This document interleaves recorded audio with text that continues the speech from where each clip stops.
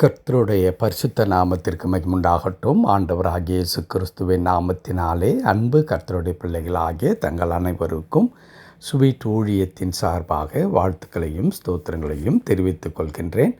1 நாளாகமத்தின் புத்தகம் 17ஆம் அதிகாரம் 27வது வசனம். 1 நாளாகமம் 17ஆம் அதிகாரம் வசனம் 27. இப்போதும் உமது அடியானின் வீடு என்றென்றைக்கும் உமக்கு முன்பாக இருக்கும்படிக்கு அதை ஆசீர்வதித்தருளினீர். கர்த்தராகிய தேவரீர் அதை ஆசீர்வதித்தபடியினால் அது என்றென்றைக்கும் ஆசீர்வதிக்கப்பட்டிருக்கும். இப்பொழுதும் உமது அடியானின் வீடு என்றைக்கும் உமக்கு முன்பாக இருக்கும்படிக்கு அதை ஆசீர்வதித்தருளினீர். கர்த்தராகிய தேவரீர் அதை ஆசீர்வதித்தபடியினால் அது என்றென்றைக்கும் ஆசீர்வதிக்கப்பட்டிருக்கும் என்றான். என் அன்பு கடவுளுடைய பிள்ளைகளை, ஒரு நாள் தாவீதிற்கு ஒரு எண்ணம் வருகிறது. நான் இவ்வளவு நல்ல வீட்டில் நான் வாழ்ந்து கொண்டிருக்கின்றேன், ஆனால் கர்த்தருடைய பெட்டியோ திரைக்குள்ளாக இருக்கின்றதே. ஆகையால் கடவுளுக்காக நான் ஒரு ஆலயத்தை கட்ட வேண்டும் என்கிற எண்ணம் உருவாகிறது. அந்த எண்ணத்தை அப்பொழுது இருந்ததான நாத்தான் என்னும் தீர்க்கதரிசியோடு கூட பகிர்ந்து கொள்ளுகின்றார். அப்படி பகிர்ந்து கொள்ளும் பொழுது அங்கே கடவுள் அந்த தீர்க்கதரிசியாகிய நாத்தான் மூலமாக அநேக காரியங்கள், குறிப்பாக தாவீது மற்றும் அவர் சந்ததி குறித்ததான எதிர்கால காரியங்களை திட்டமாய் கடவுள் அறிவித்து, குறிப்பாக 10வது வசனத்தில் ஆண்டவர் சொல்லுகிறார், கர்த்தர் உனக்கு ஒரு வீட்டை கட்டுவார் என்பதை உனக்கு அறிவிக்கின்றேன், உன் சத்துருக்களை எல்லாம் கீழ்ப்படுத்தினேன் என்று ஆண்டவர் சொல்லி தருகின்றார். இதை கேட்ட தாவீது நன்றி நிறைந்த இருதயத்தோடு கூட தான் எங்கே என் வாழ்க்கை துவங்கிறது, எப்படியெல்லாம் கடந்து வந்து இன்றைக்கு எந்த நிலைமைக்கு நான் உயர்த்தப்பட்டிருக்கிறேன், அது மாத்திரமல்லாமல் இன்னும் என் எதிர்காலத்தை குறித்தும் என்னுடைய சந்ததியை குறித்தும் ஆண்டவர் எவ்வளவு அழகாக பேசியிருக்கின்றார், இது எல்லாவற்றுக்கும் நான் பாத்திரமாக இருக்கின்றேனா என்று சொல்லி ஆராய்ந்து பார்த்து நன்றி நிறைந்த இருதயத்தோடு கூட ஆண்டவரை துதிக்கின்ற காரியங்கள் அடுத்த பகுதிகளிலே 10வது வசனத்திற்கு பிறகு நாம் வாசிக்கும் பொழுது இடம்பெற்றிருக்கிறதை நாம் காண முடியும். குறிப்பாக அப்படி ஜெபத்திலே ஆண்டவரை துதிக்கின்ற, நன்றி செலுத்துகின்ற தாவீது அந்த அதிகாரத்தை முடிக்கும் பொழுது சொன்ன வார்த்தையை தான் இப்பொழுது நாம் வாசிக்க கேட்டோம். அதிலே அவர் 2 காரியத்தை குறிப்பிடுகின்றார். ஒன்று, உமது அடியானுடைய வீடு என்றென்றைக்கும் உமக்கு முன்பாக இருக்கும்படி அதை ஆசீர்வதித்தருளினீர். என் வாழ்க்கையை, என் வீட்டை, என் குடும்பத்தை ஆண்டவரே நீர் ஆசீர்வதித்திருக்கிறீர் என்று சொல்லி அவர் அதோடு நிறுத்தவில்லை. அதற்கு பிறகு வருகிற வார்த்தை தான் மிக மிக முக்கியமான ஒரு வார்த்தை. அது என்ன? கர்த்தராகிய தேவரீர் அதை ஆசீர்வதித்தபடியினால், because you have blessed it.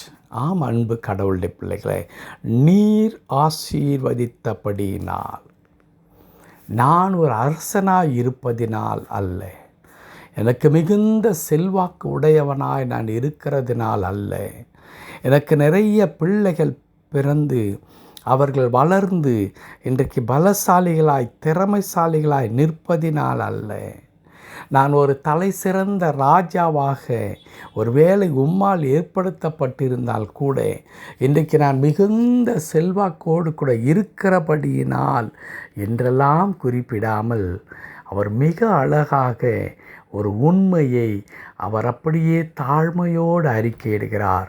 ஆண்டவரே, நீர் அதை ஆசீர்வதித்தபடியினால் என்னவாகும்?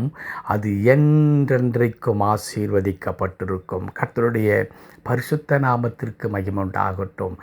நீர் என் வீட்டை ஆசீர்வதித்தபடியால், என் வாழ்க்கையை ஆசீர்வதித்தபடியால், என் எதிர்காலத்தை நீர் ஆசீர்வதித்திருக்கிறபடினால் அது என்றென்றைக்கும் ஆசீர்வதிக்கப்பட்டிருக்கும். கடவுள் ஒரு முறை ஆசீர்வதித்து விட்டபடினால் அந்த ஆசீர்வாதத்தை ஒருவரும் திருப்ப முடியாது, ஒருவரும் மாற்ற முடியாது, ஒருவரும் நிறுத்தி போட முடியாது. என் வீடு என்றென்றைக்கும் ஆசீர்வதிக்கப்பட்டிருக்கும். அதற்கு காரணம் நீர் அதை ஆசீர்வதித்திருக்கிறீர். என் அன்பு கடவுளுடைய பிள்ளைகளே, இந்த காலை நேரத்தில் இந்த 2 வரி செய்தியிலே இருந்து கடவுளுடைய வார்த்தை நமக்கு சொல்லித் தருகிற உண்மை என்ன தெரியுமா? ஒரு மனிதன் ஆசீர்வாதத்தை யாரிடத்திலே இருந்து எதிர்பார்க்க வேண்டும்? கர்த்தரிடத்திலிருந்து தான் எதிர்பார்க்க வேண்டும். அது உங்களுடைய சரீர சுகமாக இருக்கலாம், உங்களுடைய குடும்பத்தின் செழிப்பாக இருக்கலாம், உங்களுடைய எதிர்காலமாக இருக்கலாம், உங்களுடைய பிள்ளைகளுடைய வாழ்க்கையாக இருக்கலாம், உங்களுடைய தொழிலாக இருக்கலாம், இன்னும் வேறு எது வேண்டுமென்றாலும் இருக்கலாம். அவற்றிலே நீங்கள் எதிர்பார்க்கிறதான சேமமான காரியங்கள், நன்மையான காரியங்கள், ஒருவேளை நீங்கள் முயற்சித்தாலும் கூட அந்த முயற்சிகளை ஆசீர்வாதமாக்கி அது உங்களுக்கு பிரயோஜனமானதாய் நன்மை உண்டானதாக அது மாற வேண்டும். அது எதின் மூலமாய்த்தான் வர வேண்டும், அல்லது யார் மூலமாகத்தான் வர வேண்டும் என்றால் அது நான் ஆராதிக்கிற என் ஆண்டவர் மூலமாய் வர வேண்டும். அவர்தான் என்னை ஆசீர்வதிக்க வேண்டும். ஏன்? அவர் ஆசீர்வதித்தால்தான் அது நிறைவான ஒரு ஆசீர்வாதமாக இருக்கும். அவர் ஆசீர்வதித்தால்தான் அது என்றென்றைக்கும் நிலைத்திருக்கிற ஆசீர்வாதமாக இருக்கும். அவர் ஆசீர்வதித்தால்தான் அந்த ஆசீர்வாதத்தை ஒருவரும் மாற்ற முடியாத ஆசீர்வாதமாக இருக்கும். இதை அறிந்த தாவீது அழகாய் சொல்லுகிறார், கர்த்தராகிய தேவரீர் அதை ஆசீர்வதித்தபடியினால் அது என்றென்றைக்கும் ஆசீர்வதிக்கப்பட்டிருக்கும். இன்றைக்கி நீங்கள் சொல்லலாமா? என் குடும்பம் கர்த்தரால் ஆசீர்வதிக்கப்பட்டிருக்கிறது, என் தொழில் கர்த்தரால் ஆசீர்வதிக்கப்பட்டிருக்கிறது, நான் ஆண்டவரால் ஆசீர்வதிக்கப்பட்டிருக்கிறேன், என் வாழ்க்கை ஆண்டவரால் ஆசீர்வதிக்கப்பட்டிருக்கிறது. ஆகவே நான் என்றும் எப்பொழுதும் எந்த சூழ்நிலையிலும் ஆசீர்வாதமாகவே நான் இருப்பேன். அதை ஒருவரும் மாற்ற முடியாது. நான் என் ஆசீர்வாதத்தை என் ஆண்டவரிடத்திலிருந்து மட்டும்தான் எதிர்பார்ப்பேன் என்று சொல்லி அந்த விசுவாசம், அந்த தீர்மானம் நமக்கு அவசியம். அது மாத்திரமல்ல, அன்பு கடவுளுடைய பிள்ளைகளே, நீங்கள் கர்த்தரால் ஆசீர்வதிக்கப்பட்டிருக்கிறீர்கள் என்பதை மறந்து விடாதீர்கள். நீங்கள் கர்த்தரால் ஆசீர்வதிக்கப்பட்டிருக்கிறபடியினால் தாவீதின் வாழ்க்கை என்றென்றைக்கும் மாறாத ஒன்றாக இருந்ததைப் போல நம் ஒவ்வொருடைய வாழ்க்கையும் அப்படியே ஆசீர்வதிக்கப்பட்டதாக இருக்கும். ஆகவே இன்றைக்கு இருக்கிற கவலைகளையும் கஷ்டங்களையும் அல்லது பிரச்சனைகளையும் நீங்கள் கடந்து சென்று கொண்டிருக்கிறதான அந்த பயங்கரமான பாதையை குறித்து கவலைப்படாதிருங்கள். உங்கள் ஆசீர்வாதங்கள் உங்களை பின்தொடர்ந்து கொண்டே இருக்கும். நன்மையும் கிருபையும் ஜீவனுள்ள நாளெல்லாம் என்னை தொடரும். கர்த்தர் தாமே அவருடைய திருவார்த்தையின்படியே நம்மை ஆசீர்வதித்து தொடர்ந்து நம்மை பொறுப்படுத்தி சகலவிதமான நன்மையினாலும் கிருபையினாலும் நம்மை முடிசூட்டி காத்து கொள்வாராக. ஆமென், ஆமென்.